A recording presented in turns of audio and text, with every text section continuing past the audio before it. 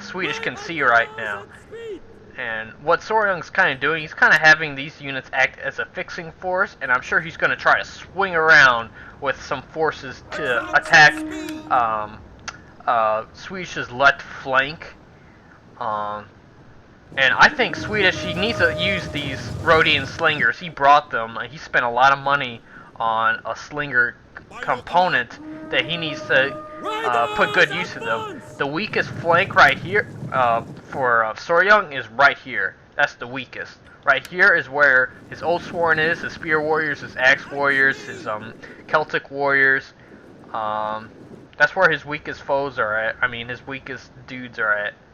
Right here on the left. So it looks like some camel archers are moving to the left flank. Run quickly now! It won't be really effective against his heavy horse. I don't think these guys have. I don't think these camel archers have heavy shot. I don't believe they do. So they need to be taking shots at units with not very good armor to be really effective. Some of these skirmishers up here, he can. And Soryung, what he's doing is he's trying to force back these units of Rhodian slingers, and he's trying to pick off some. If I were Soryung, I mean not Soryung, Swedish, I'd be taking shots at these Celtic bowmen because they could. They don't have heavy shot, but they could still take out some of these pikemen units. Looks like he popped a. Looks like Swedish. He popped a quick reload. I wouldn't quite do that right now. I would just focus fire on this lone unit of Celtic bowmen because it's taking shots at these pikemen. Good thing for Swedish, they're kind of shooting into the shield side of these. I mean, they're still going to take damage, but these bowmen are shooting into the shield side. Now, if they are shooting from this side, coming this direction, they do better because it's their non-shielded side. But still, those bowmen will do quite a lot of damage. Now he's trying to, the Swedish was trying to bring up that camel archer, take out that Celtic bowman, potentially. And, yeah, it looks like some, yeah, Celtic bowman going out right now, so good job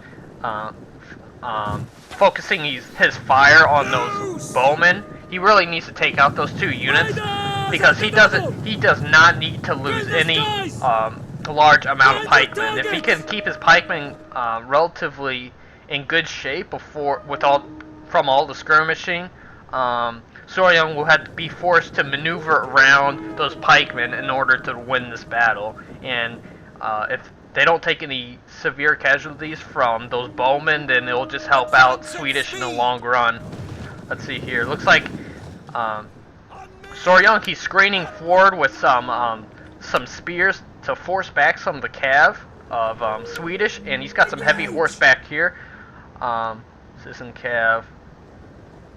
I mean, Citizen cav can hold up this heavy horse, and then let's see here. He can bring around this camel archer, shoot from behind, and use this Ptolemaic cav to get a trample charge on that unit, take it out immediately. Let's see here. Looks like some slingers taking out some heavy horse. He took out two, which isn't really that bad.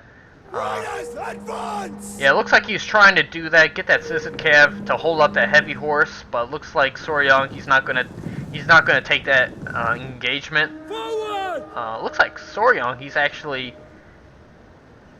I don't know what he's doing with this cav. He's probably just scouting out, because now he knows that there's 3 units of cavalry over here, and he knows that there's pretty much 3 more over here. So he's just scouting out Swedish right now. I don't know if Swedish knows exactly what what's it called Soryung is bringing. I would assume not. So Soryung, I'm sure now that he knows, he's gonna screen with some spears and some cavalry and start getting his swords back around, and that's gonna pin Swedish in this vice right here, because he could do the same thing over here. So the only direction I think Swedish can go right now is actually go over here, try to make a defensive line over here, kind of have the it's not border camping if you don't start out. You can just use the border to your advantage to help for your opponent not to outflank you, because that's what he could potentially have. Soryung is getting he's creating a semicircle around the whole entire army of Swedish. Yeah, it looks like Soryung, he's forcing back some Rhodian slingers. Looks like some slingers are gonna start trying to take some shots. Maybe not, they just got out of range. So if I was Swedish, I'd either move. He has to move. He cannot allow, let's see here. He can move, actually. He probably doesn't know, but there is no cav in this whole entire vicinity. He can get one Ptolemaic cav, two Ptolemaic cav to go forward, hit all these units, and they pretty much die. So he can go forward, actually, hit these units, and look, some slingers are taking out this heavy horse over here. What I would do if I were him, try to have my pikemen try to protect my retreat and go forward. Rush in the middle, because he can break. This is the weakest part right here. And look, some skirmishers taking out Celtic warriors. He doesn't even have to fight yet. He can take out that Levy Freeman too. And problem is, he's just letting Soryung attack him in a pincers movement. He needs to move, I believe. Yeah, Soryung, he's attacking, and he's got him in a pincers movement right here. I know these are pikemen, but I think he needs to move forward and run. Now it looks like he's just gonna. Looks like he's just going to turn his for Soryung, he better hope he gets that Oathsworn not into the front of that pike. It looks like he will, actually. That is not good for Soryung. So there's some engagement going on over here. Some cav are getting into it. See here, Citizen Cav getting taken out by Noble Horse, but some more Levy Freemen are getting taken out by Galatian Swordsmen. But yeah, I think Soryung, he realized that Oathsworn was going to start getting impaled. So, man, that pikeman taking a lot of casualties. Let's see here. Yeah, Soryung, he's wrapping around the flank with some infantry. Some spear warriors are going to get into some Galatian swordsmen. That's not a fight they're going to win. So he's going to turn and he's going to attack some of these Rhodian slingers. Let's see here. Some Celtic bowmen taking shots into these pikemen. So they should get some kills on them. Looks like some heavy horse are fleeing, but he's got some more charging ahead. Yeah, more heavy horse and more spear warriors with some naked warriors back there. Looks like that pikeman is going to flee. So it's still anyone's battle, but it just looks like they both equally have the same amount of troops that are routing. Now this is going to be decisive over here to see who can rout each other's cav back here. You see some camel archers running, you see some heavy horse fleeing, some Levy Freemen, they're fleeing, got into some Galatian swordsmen, more Levy Freemen. Looks like some axe warriors getting into some pikemen. As axe warriors getting to the front of the pikemen, Soryung needs to get that unit around in order to win. Yeah, more Galatian swordsmen attacking these Levy Freemen. These Levy Freemen will bite the dust if they're allowed to fight in that situation. Pikemen over here, looks like they got outflanked by axe warriors and they're chopping them down. Oathsworn getting a lot of kills, got over 100. Yeah, it just looks like Soryung, he's going to come out the victor right here. It looks like the right flank of Swedish collapsed. He's doing alright on the left and in his back lines, but the problem is his right flank collapsed pretty much, and that allowed Soryang to reinforce both the center and the this cav fight over here. Take fire on the enemy! Yeah, some Ptolemaic cav almost dead. His general. He's still got a lot of soldiers, a lot of barbarians back here fighting. And yeah, it looks like all the pikemen pretty much are dead at this point. There's this lone unit over here, probably getting shot at from behind from these bowmen. But yeah, I think the decisive factor in this battle was Soryang was able to create a semicircle around Swedish's whole entire army, which allowed him to cave in on both flanks and attack at the same time. Swedish is trying to hold off on both flanks. I mean, that's a hard thing to do. What he should have done, I thought, was go forward. He had no idea what kind of troops that Soryang had on the front, but in the middle, he was the weakest. He could have lost all those units to one cav charge, and he would have been split down the middle if Swedish had what's it called? If he had kind of tried to screen his cav charge with his infantry and move forward and try to protect his skirmishers at the same time. Now that would have been a little bit difficult, but let's take a look at the statistics. Camel archers, no kills. Yeah, he should have shot into. He was shooting into some what's it called? Some heavy horse. They're not gonna really get. Camel archers aren't really. I mean, they can. Our best use, I think, is for taking down light armed troops. Maybe some freemen, something like that. Ptolemaic cav, I think they did really good in this situation, going up against all these heavy horse and maybe some noble horse. Pikemen, they tried their best. These two units of Galatian swordsmen got a lot of kills, probably into some levy freemen, but good use of those guys. But yeah, good use of cav, and just overall, I mean, this only 2 or maybe 4 units really stood out and got a lot of kills. All these are really cheap units, and what Soryang meant, yeah, it was the bully faction, but what Soryang did was get a lot of cheap units to surround Swedish and cave in on both flanks. It was a really good maneuver, I thought. Really, really good. The only thing Swedish could have done was try to shift one direction to try to impede one of the flanking forces. That's what you see a lot of people do online, is have 2 flanking forces, a center force, and try to strike where be on each flanks, and try to win that way, gain an advantage, which is real good. Soryang did a double envelopment, or a single envelopment, I guess, on both wings. Double envelopment, well, I guess he did do it kind of a double envelopment, where you totally surround from both sides. I guess he did kind of achieve that. So good job on Soryang. Real good tactics there. But enough about this or that battle. It looks like they are both switching it up. Soryang, he's going to go Epirus. I've seen him use Epirus a few times. He's not too bad with Epirus.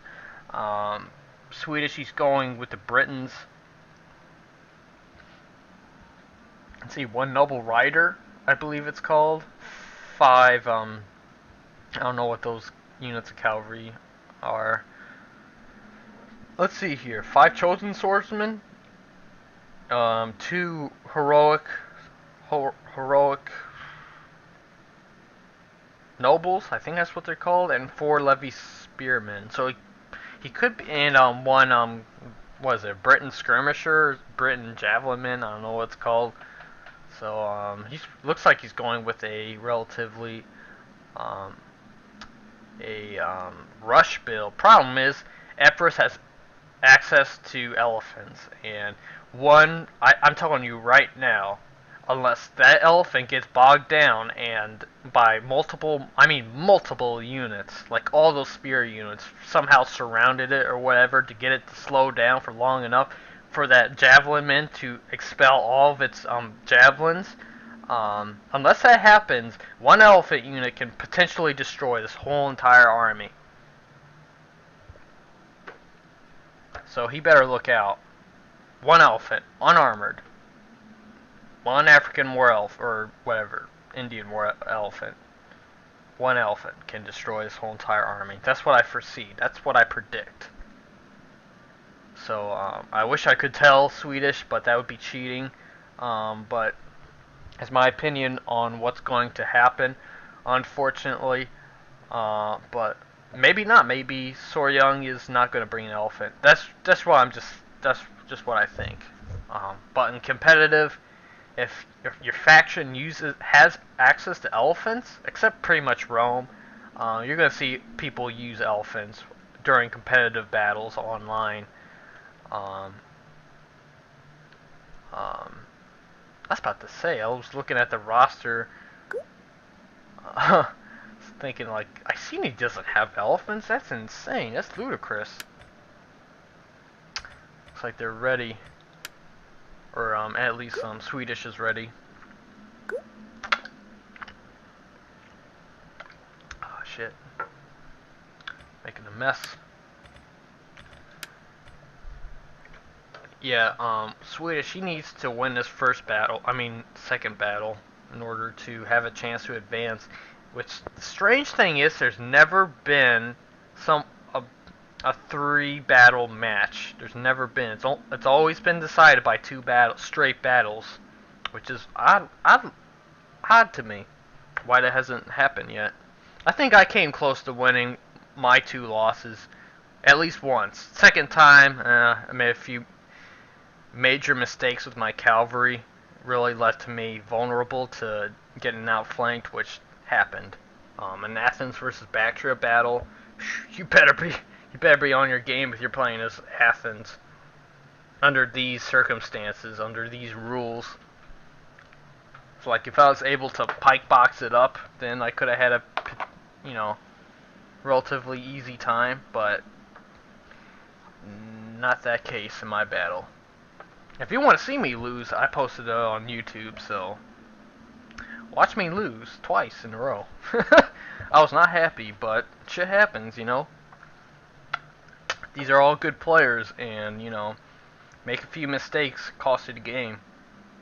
And I think last battle, the mistake wasn't anything that Swedish had done, it was the mistake that he didn't do.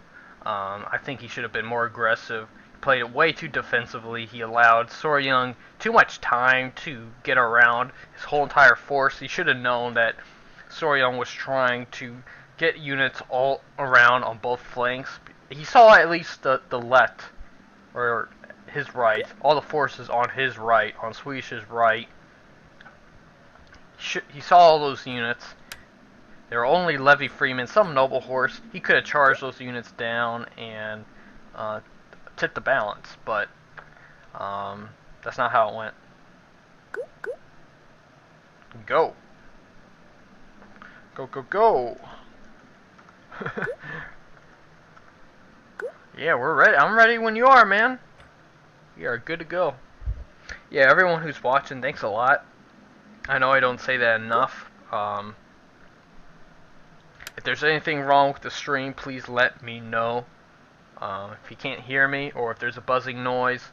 There's been a buzzing noise a few weeks, at least a few weeks, I guess, on my headset. It's a year old, so it's not like it can't be defective. But yeah, just let me know in the comments section, or send me a message on Steam if everything's alright. But let's get to it. Looks like it's going to be an Iceni Epirus showdown. Let's take a look at the army of Swedish. He's got, I think he had like 2 heroic nobles, 5 chosen swordsmen, chosen sword band. Okay, veteran riders. I think he had 5 veteran riders and 2 heroic riders. One, I think it's like he's got 4 levy freemen and 1, like, was it a Briton skirmisher? Yeah, it's Briton skirmisher. I think that's his whole entire army right there. Let's take a look at Soryung's. Looks like he's got a mixture of units. Hoplites, levies, Illyrian levies. Those are axe-wielding infantry. They're They have light armor, but good shield strength, and they throw a javelin before engaging some militia hoplites, some Thuriel spears. He's going with a real kooky army. Let's see here. Thessalian Cav, Citizen Cav, more Citizen Cav, Tarentine Cav, Royal Peltas as a general, some mercenary Rhodian slingers, at least one, two? Yeah, two of those, and he's got some militia hoplites advancing. And have an FU. FU too. FU. He just said FU to Soryung. That is trash talk.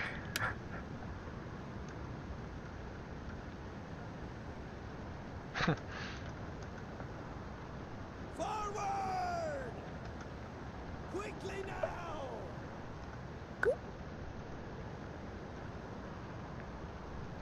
You are disqualified. I know. I'm just plain on disqualified. He's trash talking. Trash talking. No trash talking is allowed. I better hope. I hope he knows I'm just joking. All right, looks like he's advancing with his veteran riders over here. His noble and veteran riders over here as well. He's moving forward with Levy Freeman to prevent a cav charge on his swords. Man, actually, Soryung doesn't have the advantage with this army that it brought, because all these swords could tear up all these hoplite units. Even this, I'm just kidding. I'm just kidding. Alright. Looks like, Soryung, he's gonna go after this cav, actually. That's actually pretty good. He could take out this cav because he's got some Thessalian cav, some Aspis companion cav. They'll be really deadly against these veteran riders. Yeah, I think, oh man. Looks like he's gonna lose some cav on the right flank. He did the right thing by, trying to get them out of that fight so he wouldn't lose them completely. But he needs to rush. He needs to rush forward right now, take out the infantry and everything. Rush forward right now with everything he's got. Leave his Levy Freeman on the flanks or maybe someone on the side. He needs to rush right now. He cannot allow his cav to die and for his guys to get surrounded. He does have some cav back here, some more veteran riders. But Soryung, he's being smart. He is not going to allow his infantry to get charged. Looks like Thessalian cav gonna go and charge into some Levy Freeman, and oh my god, they destroyed that Levy Freeman. He should have got them braced, honestly. Wow. Thessalian cav, they took some casualties, but that Levy Freeman just got liquidated. My god. So Soryung, oh man, his heroic nobles are gonna get charged by more Thessalian cav. Heroic nobles are gonna take some casualties. He may take a lot of casualties with this Thessalian cav, but that charge is well worth it. And look, some spears might get into some. Okay, he's gonna get that veteran rider out of there. Let's see here. Thuriel spears. Illyrian levies, they can take out this unit of Levy Freeman, so he's trying to take out his spearmen with some cheap units of those levies. And man, Soryung, he's being very mobile. He's not allowing Swedish to attack his infantry with all his swords. And he's being very mobile. He's not allowing that to happen because he knows exactly he'll lose if that happens. But it looks like some chosen swords are actually going to attack these militia hoplites. Let's see here. Illyrian levies. Some heroic nobles. Oh, they'll take them out. Looks like he's going to charge some Royal Peltas into this mix. Now it's just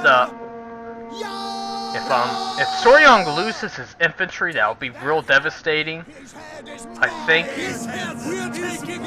Chosen sword band got charged from the flank by these Royal Peltas, and here comes some Thuriel spears. They just discharged some javelins. Let's see here, some Illyrian levies fleeing, and veteran riders about to do the same. Let's see, this general, man, Heroic Riders, for some reason, are dismounted. Wow. I didn't see that happen.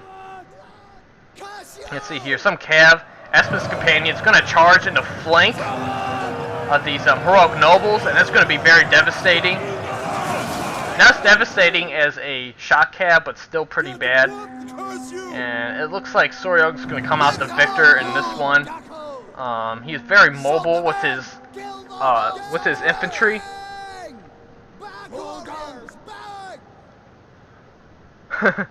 I actually did play in this tournament. You missed me lose. I got my ass kicked in the first round. I know I'm the host, so I should be good, but sometimes, you know, you just make mistakes and you lose 2 matches in a row and you're out. But yeah, Ghost Rider, I did play in the first round. I don't know which video I uploaded it to on YouTube, but I did play in this particular tournament. But back to this match. It looks like Soryung's gonna come out the victor. He did a good job. Swedish, he wanted to charge forward. He saw all these militia hoplites and all that. He knew. I mean, I thought he had the total advantage, but Soryung, he played it smart. He ran around. He used his better cav to take out Swedish's veteran riders and noble riders, and it was just, I don't know. Once Swedish's cav was gone, he just didn't stand a chance because Soryung kept on moving his men and not allowing those chosen sword bands to get any kills. Look, I mean, some of them got almost 100 kills, and this one got over 100. This noble rider, or heroic nobles, got over 100. But all these cav got pretty much massacred. Aspen's companion cav, 132. Royal Peltas, almost 100. Thessalian cav, he uses Thessalians real well. Especially this unit got a charge into that Levy Freeman. If you gotta understand, Levy Freeman is a light spearman, although it could be potentially deadly if you can get it into a cav that's not charging, or, you know, into a cav fight and help it out with counter cavalry tactics.